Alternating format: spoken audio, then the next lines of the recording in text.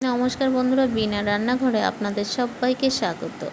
আজ একটা নতুন রেসিপি নিয়ে এসেছি, মটর ডাল বাটা দিয়ে ঝিঙের রেসিপি। তাহলে আসুন বন্ধুরা, দেরি না করে রেসিপিটা শুরু করা যাক।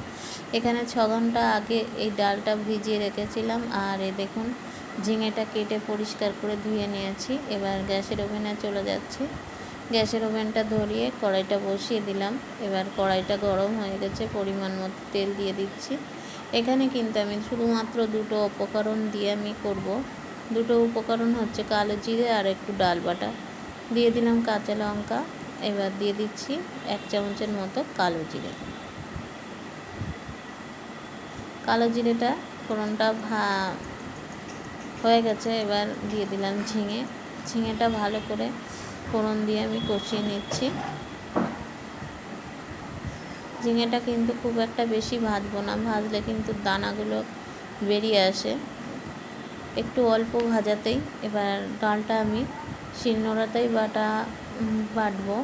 আপনারা চাইলে এখানে মিক্সচার মেশিন ব্যবহার করতে পারেন। দেখুন বন্ধুরা, আমার ঝিঙেটা কিন্তু কষাটা অনেকটাই হয়ে গেছে। এবার একটু লবণ হলুদ দিয়ে দেবো।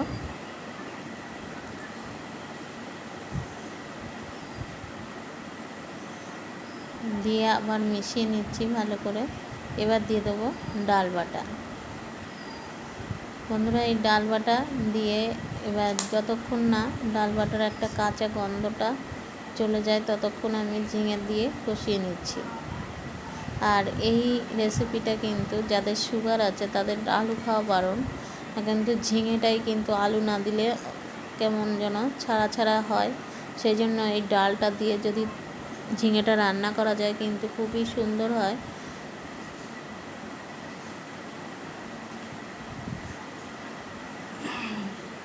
দেখুন বন্ধুরা, অনেকটাই কষা হয়ে গেছে আর ডালের কাঁচা গন্ধটাও চলে গেছে। এবার দিয়ে দেবো সামান্য গরম জল। এখানে 1 বাটি গরম জল দিয়ে দেবো। আর ঝিঙেটা একটু সেদ্ধ হবে।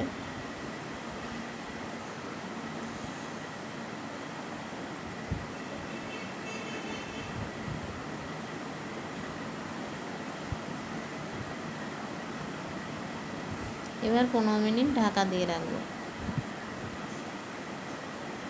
15 মিনিট পরে ফিরে আসছি। দেখুন তোমার ঝিঙেটাও সেদ্ধ হয়ে গেছে। রেসিপিটা প্রায় কমপ্লিট হয়ে গেল। বন্ধুরা, যদি ভিডিওটা ভালো লাগে তাহলে প্লিজ বাড়িতে একবার অন্তত বানিয়ে খাবেন।